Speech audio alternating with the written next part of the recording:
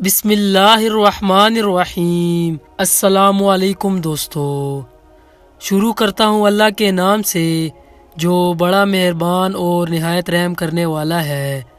پیارے دوستو، اگر ابھی تک آپ نے چینل کو سبسکرائب نہیں کیا تو سبسکرائب کر لیں، اور اگر آپ کو ویڈیو اچھی لگے تو ویڈیو کو ضرور لائک کریں۔ دوستو، آج کی ویڈیو میں ایک ایسا واقعہ سنانے والا ہوں جسے سن کر آپ کا ایمان تازہ ہو جائے گا۔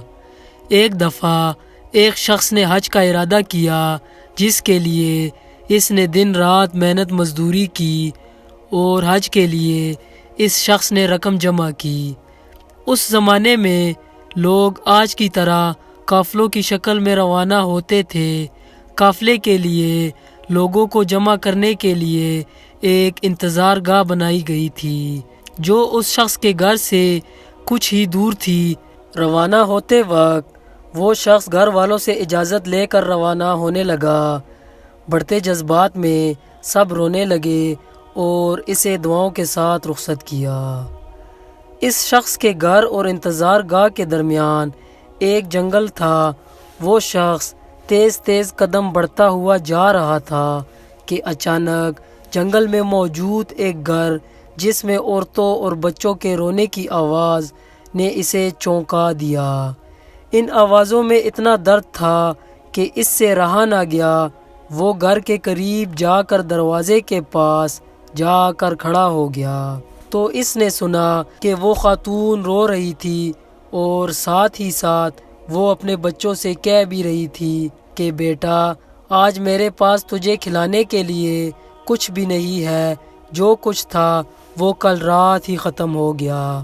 بچے بھوک کی شدت سے رو رہے تھے، اور دوسری طرف وہ خاندان کسی غیبی مدد کا منتظر تھا۔ آخر کار یہ شخص آسمان کی طرف نگاہ کر کے اللہ تعالیٰ سے کہنے لگا، یا اللہ، آج میں عجیب دروازے پر کھڑا ہوں کہ ایک طرف تیری عظیم عبادت ہے اور دوسری طرف یہ خاندان ہے۔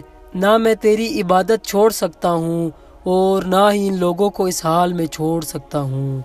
اے میرے پروردگار، تو ہی حکمت والا ہے، تو ہی میری رہنمائی کر کہ میں کیا کروں۔ اگلے ہی لمحے اس شخص نے گھر کا دروازہ کھٹکھٹایا۔ خاتون نے دروازہ کھولا تو وہ شخص بولا، بی بی، میں نہیں جانتا کہ تم لوگ کون ہو۔ میں بس ادھر سے گزر رہا تھا تو تمہارے رونے کی آواز نے مجھے رکنے پر مجبور کر دیا۔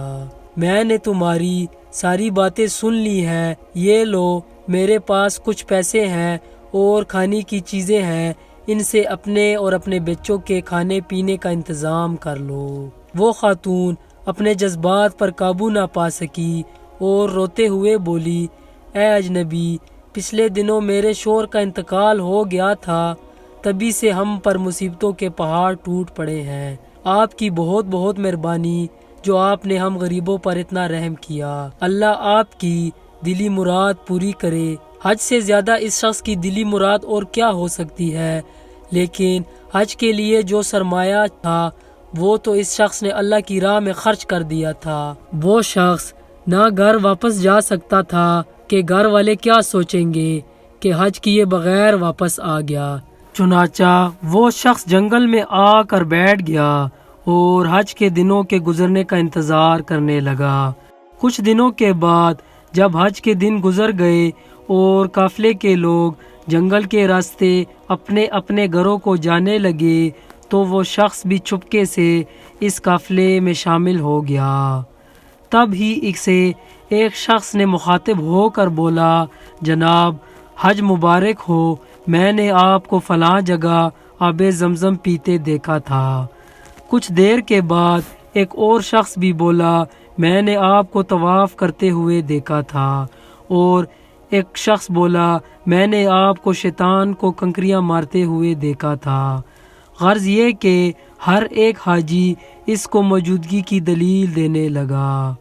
وہ شخص جب گھر پہنچا تو گھر والوں نے بھی خوب استقبال کیا اور حج کی مبارکباد اسے دی، لیکن وہ اندر ہی اندر پریشان تھا کہ میں تو حج پر گیا ہی نہیں، تو کیوں وہاں پر موجود حاجی میرے وہاں موجود ہونے کی دلیل دے رہے ہیں۔ ماجرا سمجھ سے باہر تھا۔ اسی سوچ میں اس شخص کو نیند آ گئی اور وہ سو گیا۔ خواب میں اسے بشارت ملی، اے نیک دل انسان، تو ایسا عظیم انسان ہے، تم نے حج جیسی عظیم عبادت کو چھوڑ کر مخلوق خدا کی مدد کی ہے۔ اس کے بدلے اللہ تعالیٰ نے تمہاری شکل کے ایک فرشتے کو تمہاری جگہ پر بھیجا تھا، اور یہ ہی نہیں بلکہ فرشتے کے حج کا سارا ثواب تجھے ہی ملے گا، اور اسی لیے ہر حاجی تمہاری موجودگی کی دلیل دے رہا تھا۔ امید کرتا ہوں دوستو آپ کو آج کی ویڈیو پسند آئی ہوگی۔ اگر ویڈیو اچھی لگے تو ویڈیو کو لائک کریں۔ انشاءاللہ آپ کے ساتھ دوبارہ ملیں گے نئی ویڈیو میں، تب تک کے لیے اللہ حافظ۔